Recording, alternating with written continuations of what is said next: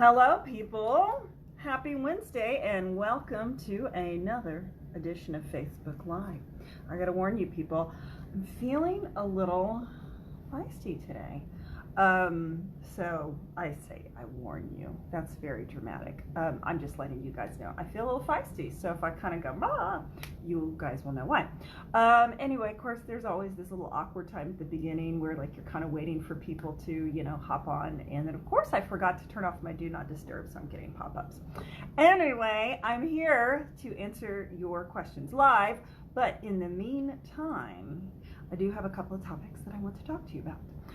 So the first thing is, if you haven't heard already, I have a Sarah Super Colossal Scholarship Contest going on. You can find the details on my website, www.sarahgaston.com, under the Sarah Gaston Studio tab. Click that tab. It's not one of the drop downs.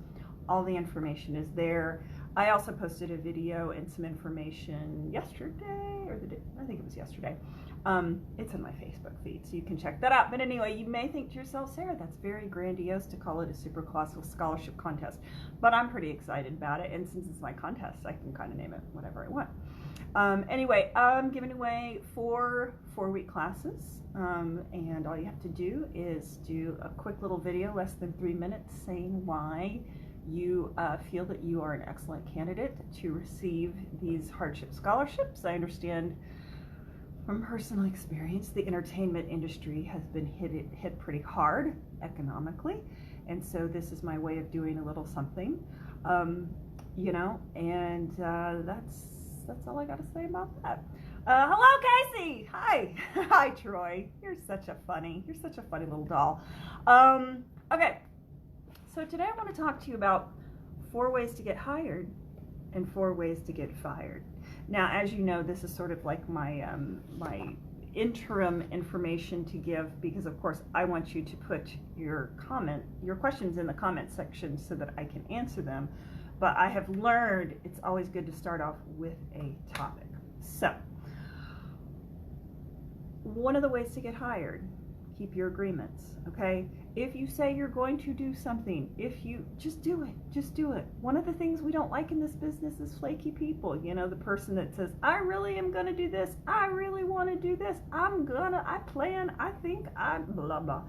Do or do not, there is no try. Listen to Yoda, right? If you say you're going to do something, do it. Otherwise, don't say you're going to do it. And if you say you're going to do something and you find out you cannot do it, communicate that and say, you know what, I changed my mind, or I can't, or I fell under something heavy. But keep your agreements.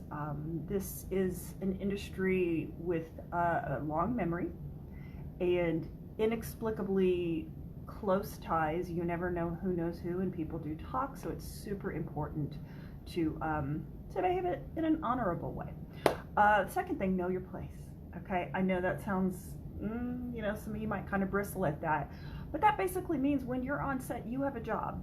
So stick to your job and do it well. Know your lines, take care of your props, take care of your wardrobe, stay where you're supposed to stay. Don't interfere with other people doing their work. If you see a key grip struggling with a sandbag while he's trying to, set up a piece of equipment, it's not your job to go over there and try to help him. You think you're being helpful, but actually you're just kind of getting in the way. It's just better for everybody if we all mind our own business. Okay, take direction. All right, I feel like that goes without saying, but you'd be surprised at how many times people just can't take direction or won't take direction. And I'll say more about that shortly. And last but not least, don't be around trouble, okay? Save the drama for your mama, as the people say.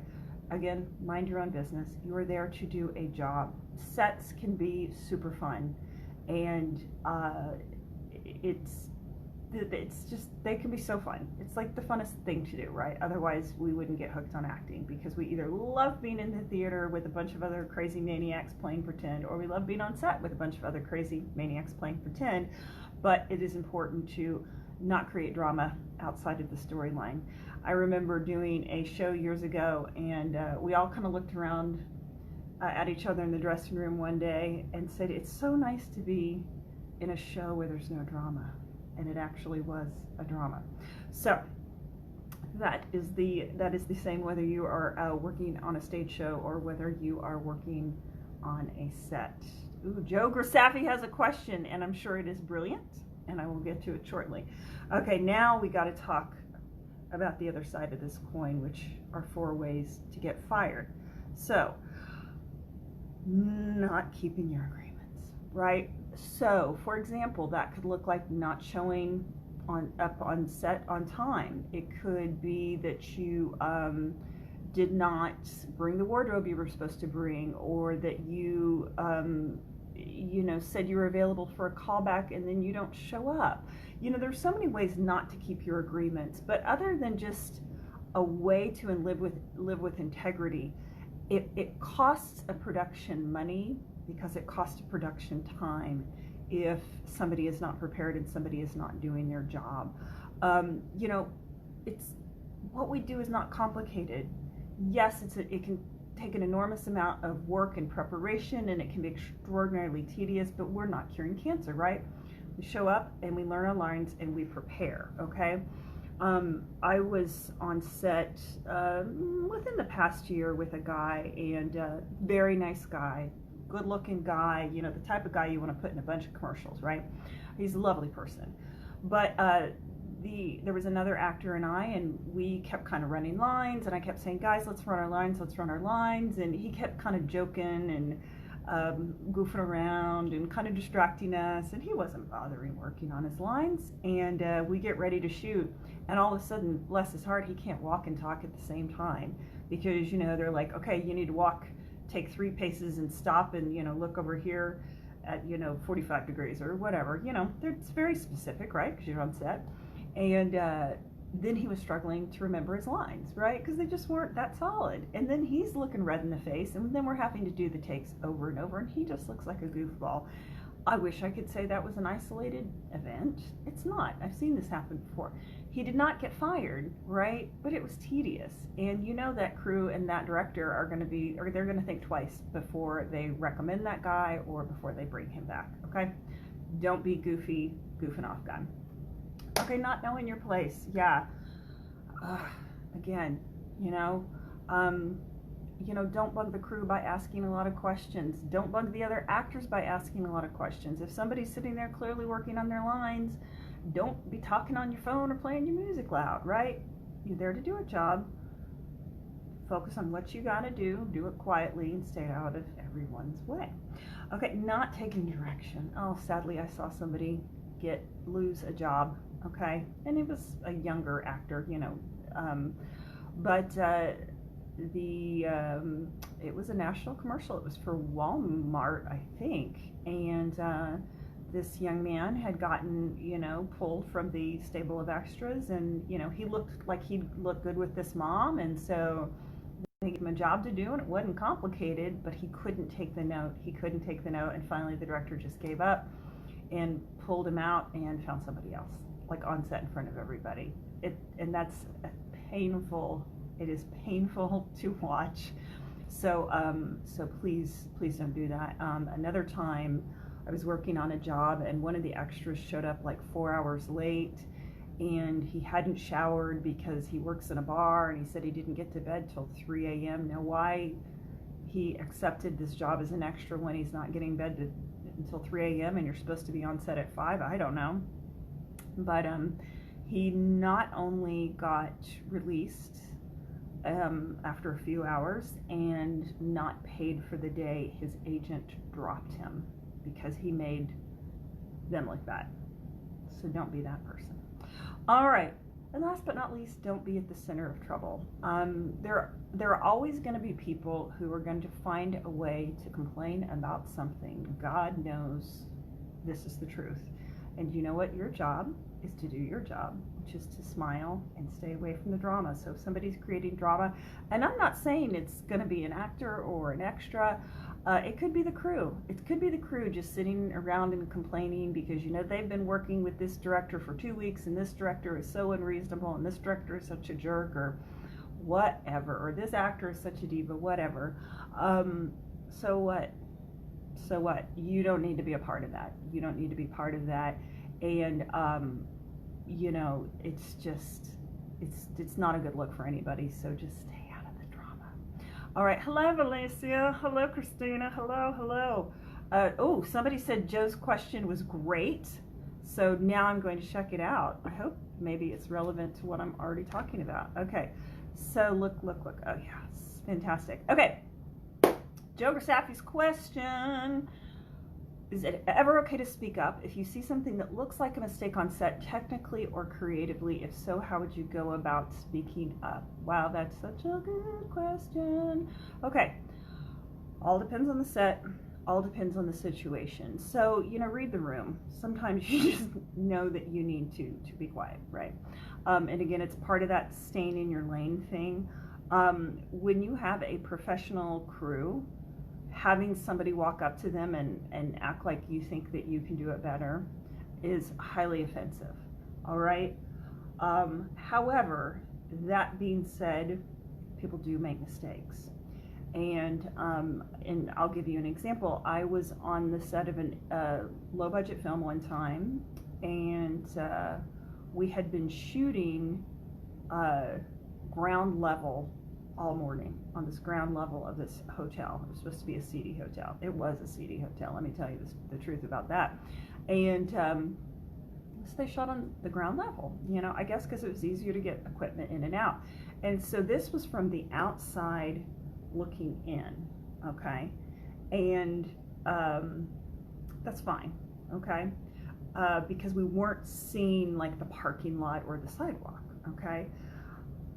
Then it was time to do the reverse angle, and I said, it was before it was time to do the reverse, but I said, hey, I'm just wondering, there's a lot of action that takes place on the balcony on the second floor, so when we do the reverse of this same shot in this same hotel room, it's going to show the parking lot. It's not going to show the second floor balcony. Now, I pulled the director aside and I said this very quietly. He was a young director, new. It was a good little film. Turned out really well. And, they were really excited and had worked on this for months. But, it was a newbie mistake, right? And so in that case, they went, oh, crap. They ran, to the front and they had to rent another hotel room and yada, yada, yada, lesson learned. But in that case, I knew that I was going to be stuck either there all night doing reshoots, or I would have to come back for another day, which, I was getting paid, it was fine, but I knew that if I didn't speak up, and I knew that this was happening, eventually they would realize it, and so I was ultimately saving them money and time by speaking up. So Karen Curry has been there. Thank you. Yeah, it's unsettling. Just no. Read the room, know when that there is a time and a place, that you have to be really, really careful. And something that I always say when somebody wants to complain about something, and this is just in general, Joe actually can attest to that, is I'll say, if you're gonna bring up a complaint to somebody, you gotta bring up a solution, right? So in my case, I wasn't just saying, hey, I don't like this. I was saying, hey guys, this is what's going to happen if you do this, but there's a solution, right? So that's a good bit of advice you can take anywhere, not just in the industry, but out and about in the world. It's, if there's a problem that you can help solve, that's very, very different than I'm just here bitching, And I'll do that sometimes performance-wise if something's not quite working and the director's getting really frustrated. I'll say, hey, can we try something? And it's always with a spirit of collaboration. It's never about like, oh, you should do this, right? Because nobody wants you to try to be a know-it-all when they're supposed to be the expert in their area, right? All right, fantastic. Great question, Joe. And it actually fed into what I wanted to talk about today, so I appreciate it. All right, people, I'm looking for questions. Morgan McCarthy, what? Blast from the past, love you. So happy to see you on here. Hi. All right, guys, I'm waiting for your questions. So I've chatted it up with a lot of things. So please tell me. Andrew Olson says, definitely when you do speak up, keep it private to an individual, maybe two people at most, and to the right person. Absolutely. Yeah, absolutely. You never want to embarrass anybody. Hello, Miranda. Hello, my old buddy from the Johns. Yeah, you got to be really tactful. And the other thing is, and this is something I do when I have to speak to really any professional in the business, is what can I do, right? It's not like you're not doing what you're supposed to be doing right. It's, hey, there's a situation. Is there something we can do, or is there something I can do, so that, again, it's a collaboration, it's not a criticism, right? Okay, let's see. Hey, all right. I thought I saw another commercial scroll by. As you know, I'm trying to talk on my phone, but look at the, or maybe you don't know, or look at the comments on my computer, so that I'm not having to go burr, burr, burr. Yeah, that's not good. All right, let's see. I talked about my Super Colossal contest, scholarship contest. Dolores Jackson is watching. I miss you, Dolores. I miss you. I don't miss casting. I do miss you. Okay, let me put my finger up and try to scroll through and see if there are more questions that I missed. Okay, Andrew Olson has a comment, and I'm not reviewing this comment first, so I hope it's PG. I've heard it explained. It said that for every 15 minutes production runs behind, it costs the production about a person's rate to production. I don't quite know what that means, so sorry, Andrew, but thank you. Maybe you can clarify that a little bit in the comments. Okay, Casey Insler, what do you do if you're having trouble getting into character or connecting with the other character? Oh gosh, you know what? You just have to figure out how to do it. Here's what I will say. The more you study and the more experience you have, the more automatic and ready it will come. But, hey, Felicia, I'm excited about the contest too. Yeah, thank you for that. But for me, it is always about preparation. And I know nobody wants to hear that, because that's like the boring, what some people consider the boring work. I consider that actually the fun work, because to me it's like being Sherlock Holmes, like, ooh, what else can I discover and figure out about this character? And a lot of people think the preparation is like, oh, that's some academic thing that I don't want to have to do. You know, when I talk about preparation, I mean your actor work, your essential questions, your backstory, you know, creating the relationships and the things that have gone on before that have led you up to this place. But if you can create that, getting into character, I mean, I shouldn't really be a problem. And again, that's kind of a crystal ball question. It's really hard for me to talk about it sort of generically if I don't know of a specific situation. And as far as connecting with the other character, I'm not quite sure if you mean connecting with the other actor or connecting with the other person's character. But here's what I will say across the board. You know, your focus is always about what you're trying to get, right?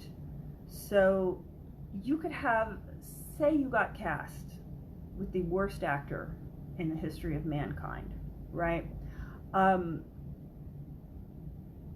If you are trying to get something from that person, you know, in this case, a good performance or a connection, just even the energy of that commitment to trying to connect with that person could enliven your performance. You know, I worked with a guy one time. He was such an incredible egomaniac, and we fortunately the role was we were married, and he had been cheating on me openly with this mistress, and this was a stage show, and he, every night he would upstage me a little bit more. So he basically kept turning more and more out to the audience, so that for me to be where I needed to be, I had my back more and more to the audience.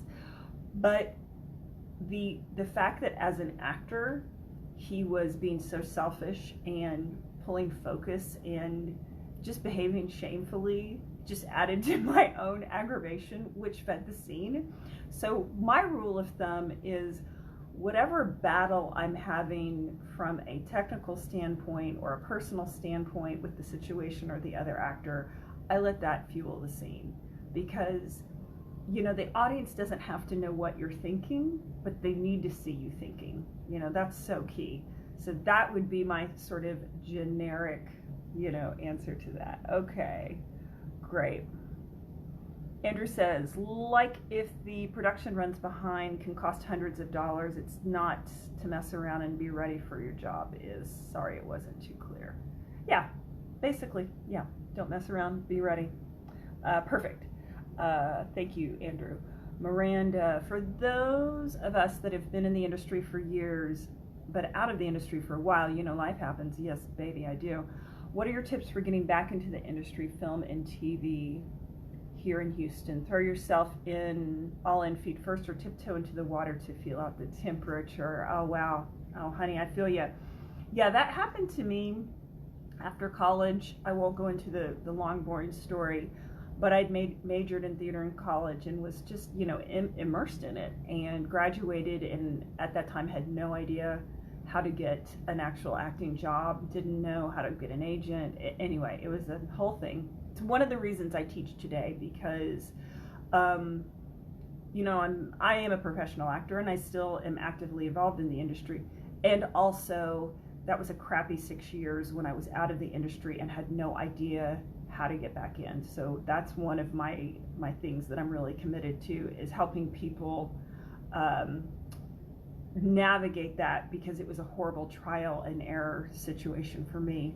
So again, without knowing the specifics, what I would say is get into class next week, because just by getting back in again, you know, doing scene work, talking with other actors, getting some guidance, you'll start to network, you'll start to hear about opportunities that you wouldn't hear about otherwise, and you'll just start to get confident again. You know, that was my big thing. I knew how to act. I had just lost my confidence to put myself out there.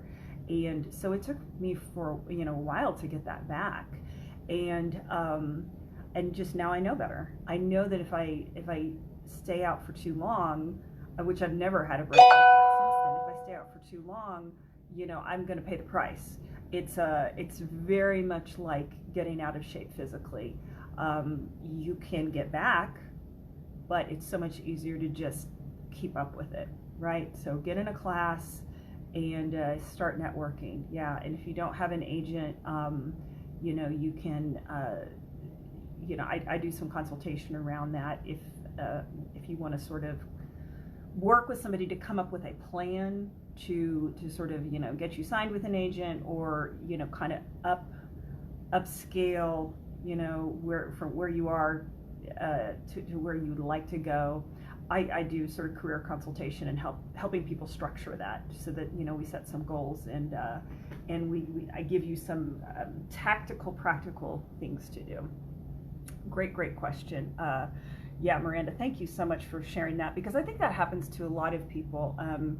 Either they take a break, you know, maybe they stop and they have a family, or, you know, they have a job that, you know, takes control, and, you know, or it was something that they loved to do when they were younger, and they never pursued it because they decided to do something practical, and then at some point they sort of felt called again.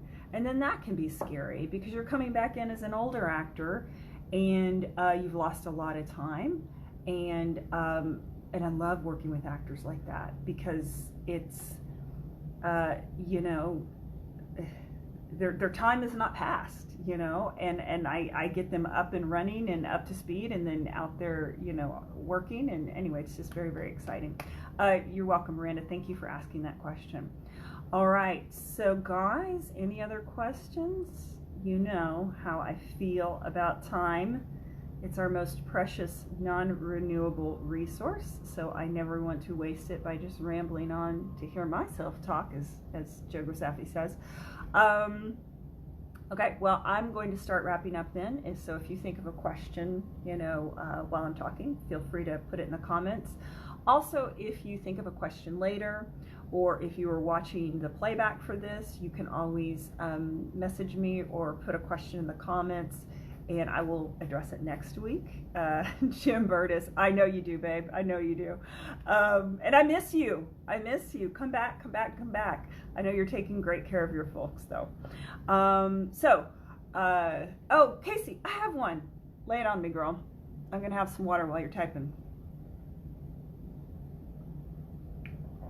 Okay, while she's doing that,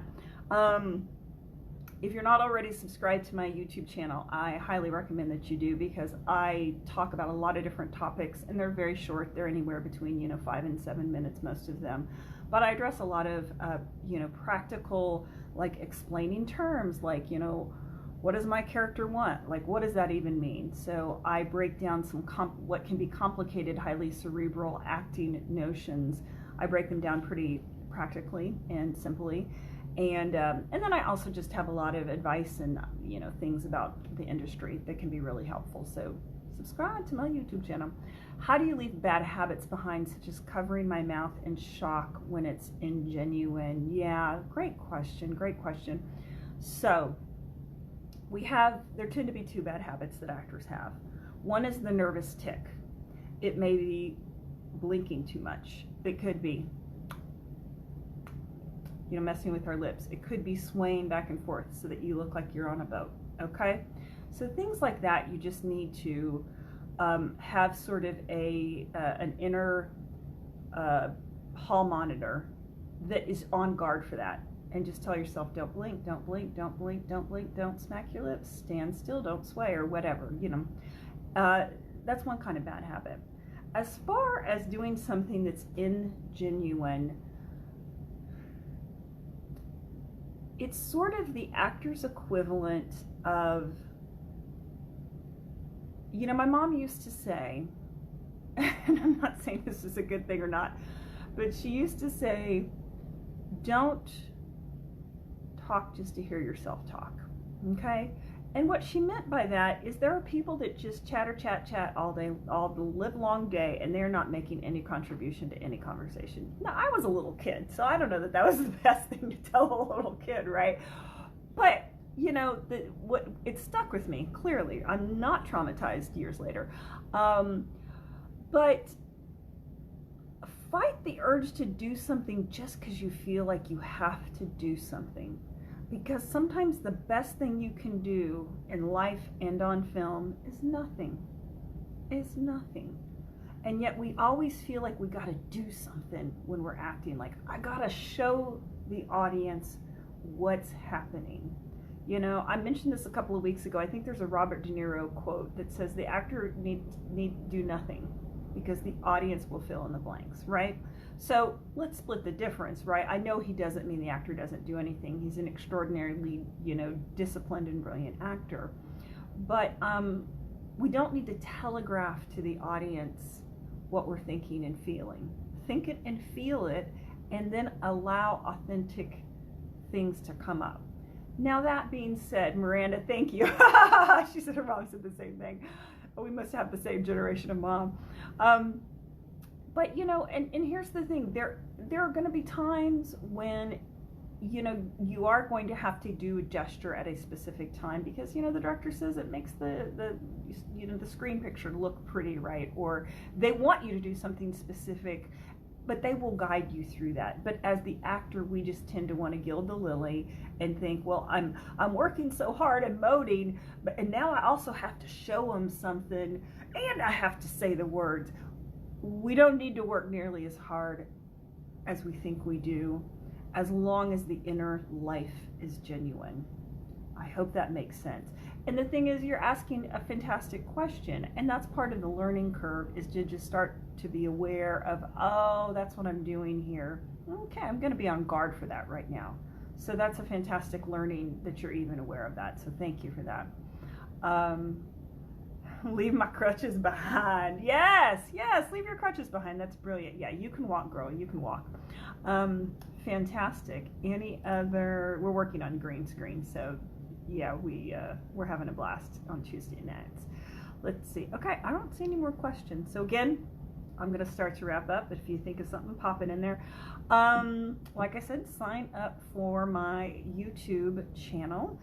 You can always check out my website, www.sarahgaston.com. Got lots of stuff on there, a lot of links to, webinars and workshops and classes and, information about private coaching if that's something you think you need. Thank you, Carlos. I appreciate that. Tracy, hello. Nice to see you on here.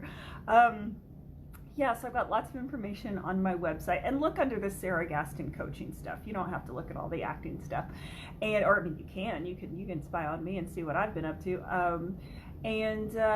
Also, last but not least, I would highly recommend, if you're really in this, to subscribe to my email list. And again, you can find the link to join that list on my website, because there are things that I send out in email that I just don't share anywhere else, kind of some up-to-date things about what's going on in the industry. You'll automatically get my weekly video.